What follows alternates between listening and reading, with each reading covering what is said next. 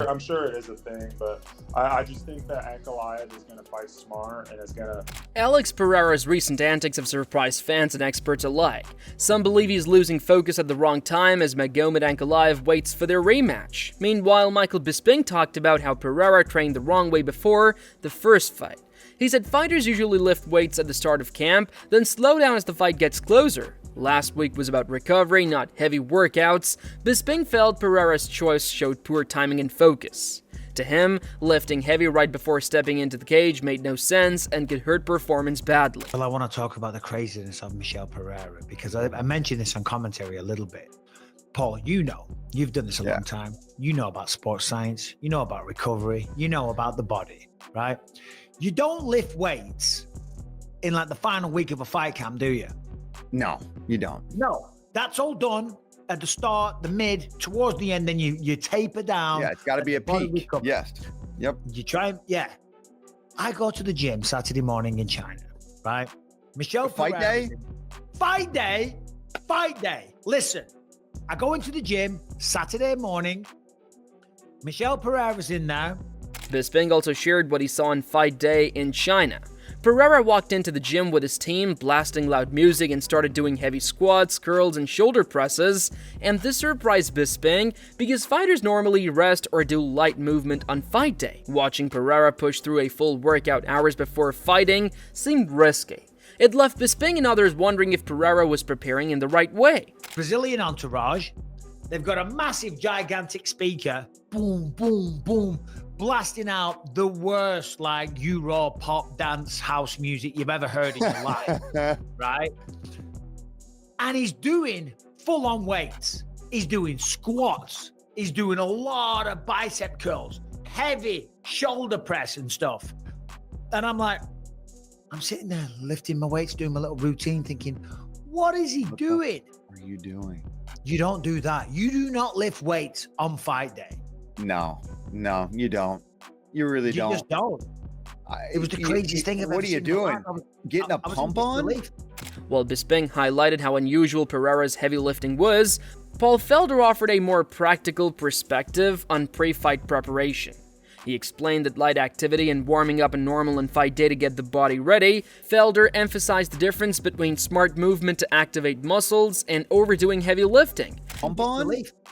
Getting a pump on the day that you need your muscles to be firing on all cylinders. Listen, there's nothing wrong with getting a sweat in, going, cracking some pads, doing a little, rehearsal, kind of going through things, getting the muscles warmed up and ready to go, and getting those carbs and calories like in you. You know how it is. You cut that weight the next day. That first sweat is like itchy. It's hard to kind of get going. You want to do that, but getting a pump on is.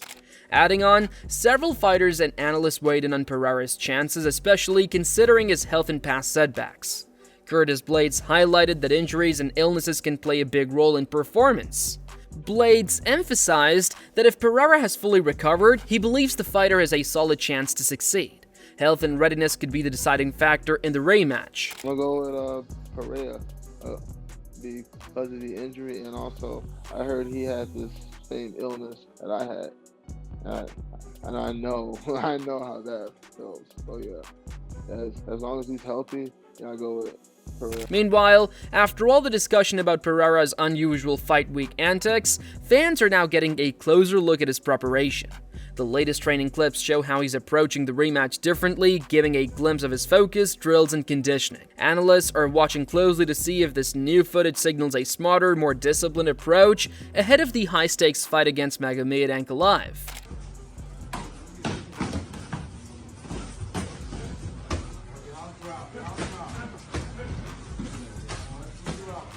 Furthermore, as attention turns to Pereira's latest training, Magomed Ankalaev is speaking out with confidence. The Russian contender is clearly motivated by their first fight and is signaling that he won't be underestimated again. Analysts know that Ankalaev's focus and disciplined approach contrasts sharply with Pereira's recent antics.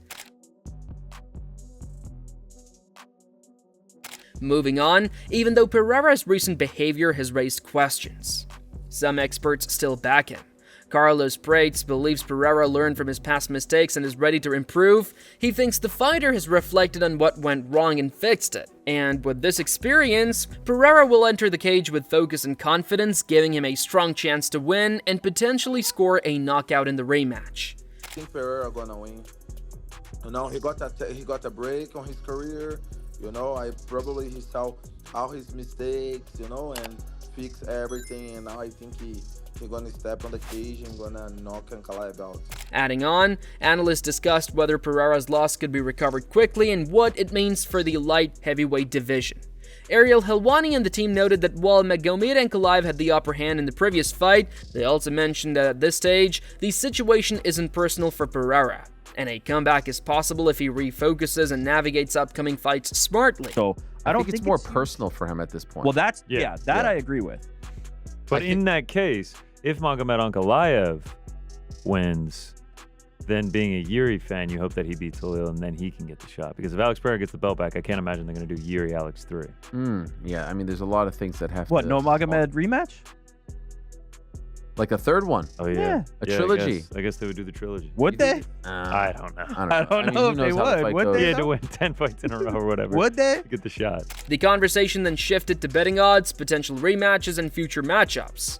Helwani and the crew debated whether a trilogy fight could happen and how the title picture might unfold depending on Pereira's or Ankalaev's next wins. They also compared line odds, showing confidence in Ankalaev but acknowledging Pereira's competitiveness. To get the shot. I do see some lines for 320. Magomed Ankalaev. Let me guess. Yeah, please. Magomed Ankalaev. I want to take a guess too after. Minus 175. Okay. Rick? I'm going to go minus 135. Wow. Ariel, almost on the nose. Minus 180, Magomed Ankalaev. Oh, that's, love it. Love what it. do you think of that, GC? That feels steep to me. Yeah, I don't know. I'm biased towards Alex Pereira. That fight was very close. I don't. And what is Pereira? What is Pereira? Plus 155. Okay. Rob? Furthermore, other fighters analyzed Pereira's style and how he might approach the rematch. Chase Hooper focused on strategy, suggesting Pereira could rely more on grappling to secure a win. Hooper also acknowledged Pereira's striking skills, noting how surprising it was that he outperformed Alex in stand-up exchanges previously. Experts agree that adjusting tactics and mixing skills will be key for Pereira if he wants to come out on top. Probably Ankalaev. I think he'll probably grapple a little more and again just get that win. I was surprised at how well he was outstriking Alex, to be honest. Additionally, some analysts believe Pereira's mindset and focus will make a big difference in the rematch. Eric Anders pointed out that Pereira seemed tentative in their previous encounter, possibly distracted by travel and publicity. He suggested that if Pereira has been sharpening his takedown defense, wrestling, and overall focus, he could perform much better this time. Anders expects a more confident, prepared Pereira to challenge Ankalaev strongly. I'm going to go Alex Pereira. I think he's going to be a lot less tentative. Hopefully he's working on his takedown defense as we speak. And his, defensive wrestling and, being able to get up when he gets taken down and whatnot. But I just think he was very tentative, and I don't know what the issue was. He was like traveling around and, doing his thing for publicity and whatnot. But I think he'll be more focused for this next fight, and I think he'll edge it out or, finish. Moving on, Chael Sonnen discussed the significance of a rematch and how fans perceive fighters on a winning streak. He noted that some question a fighter's abilities even when they're performing well. Sonnen emphasized that for a rematch to matter, the audience has to be engaged and support the fight multiple times. Knock a guy out. Ilya Tapori's living this right now. There's a big portion of our community, which by the way isn't wrong, that are questioning how good he is, as opposed to maybe he's just on a streak. So none of those things happened here. So why did Big Unk want the rematch? I don't have an answer to that. But I do want you to answer the question that I asked you 2 minutes and 40 seconds ago, which is, do you want to see the fight? Because you gotta want to see it twice. Do you want to see the fight 2 more times?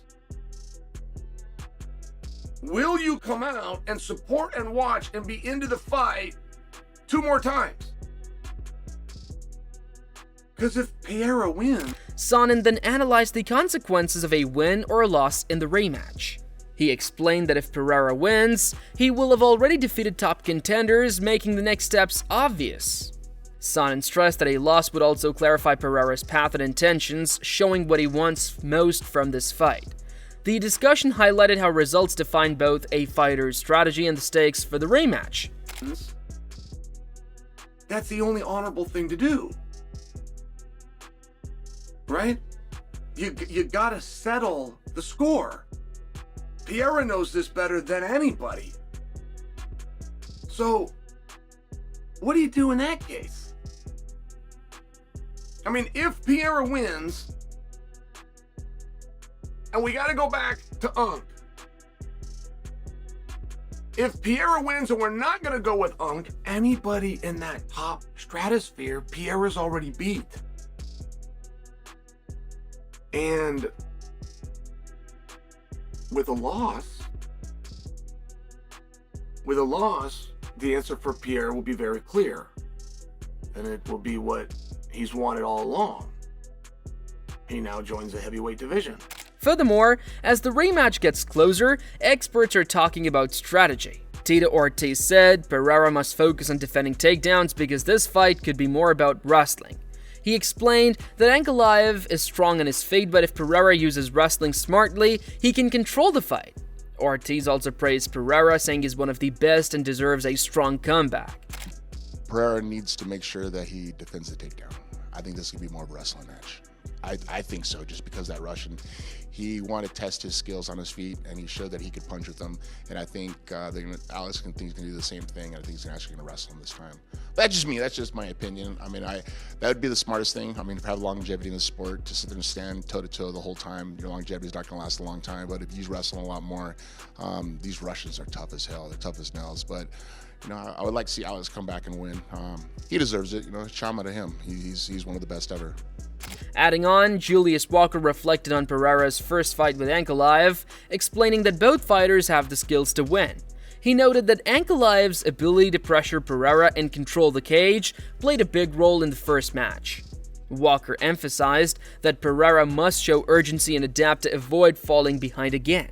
Observing past performances, he shared insights on how the rematch could unfold strategically. And so, interestingly enough, dude, I was actually at Pereira Ankalaev the first fight. Oh, nice. I was there at UFC 313 for that, and it's a little bit of a lackluster fight, but I feel like Pereira has all the tools to win that fight, but also Ankalaev does too. Ankalaev has a little bit more tools to win. If I'm Ankalaev, I would come out and really put the pressure on Pereira, get him going on the back foot, and honestly continue to use that where he holds him on the cage. Because if Pereira doesn't show some urgency in terms of getting off the cage, then Ankalaev is going to eke out another decision. So if I have to pick, especially because it sounds like you said they haven't announced it yet, and it sounds like I would assume it would probably be in Abu Dhabi. So I'm going with Ankalaev by decision again. Ankalaev Pereira's in Vegas, is my understanding. Ooh, okay. Even so, I don't believe too heavily in the whole hometown judges thing. I'm sure it is a thing, but I just think that Ankalaev is gonna fight smart and is gonna he's gonna use the cage control to win the rounds, because in the first fight, even though he wasn't able to take down Pereira, Pereira didn't show enough urgency in getting off the cage. So I think Ankalaev is going to know that. And man, Ankalaev is a really solid striker and he hits hard. And I think he's going to back Pereira up. All he's really got to do to win this fight, in my opinion, is throw volume and not get knocked out. And I think he's smart enough to do that. Furthermore, Chael Sonnen discusses Pereira's potential future in a new division. He explained that if Pereira loses, moving up to heavyweight makes sense and could open exciting opportunities. Sonnen noted that fans and analysts are already imagining matchups and possibilities. The conversation highlighted how a change in weight class can rejuvenate a fighter's career, offering fresh challenges and dream fights against top opponents in the heavier division. He now joins the heavyweight division.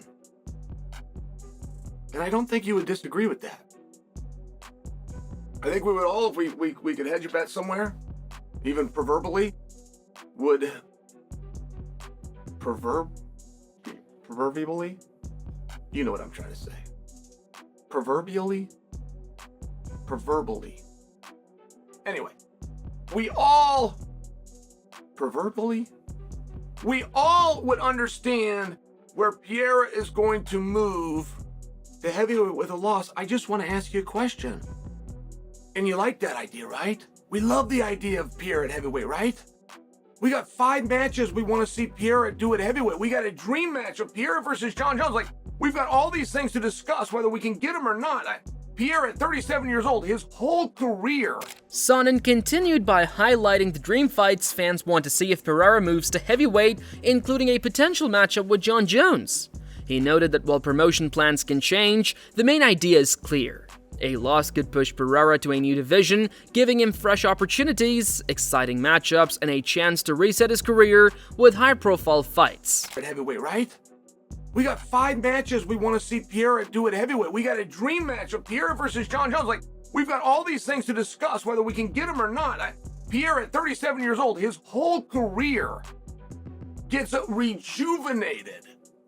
Because there's so many matches we want to see at heavyweight. Tell me one you want to see at 205. I don't know that I believe you with Big Unk, by the way. But tell me another one. That doesn't mean that things can't change, right? This is the world promotion. I fully understand. I'm just saying, as we sit here right now, I think that we would all come to a consensus. If Pereira loses, he goes to heavyweight. Okay. That's the spot we're in right now. Why are we out looking for something that we've already got? Moving on, analysts are still debating Pereira's chances in the rematch. Eric McConico noted that while Pereira has knockout power, his last opponent exposed some weaknesses. The key will be whether Pereira goes back to training, adjusts his strategy, and fixes those mistakes.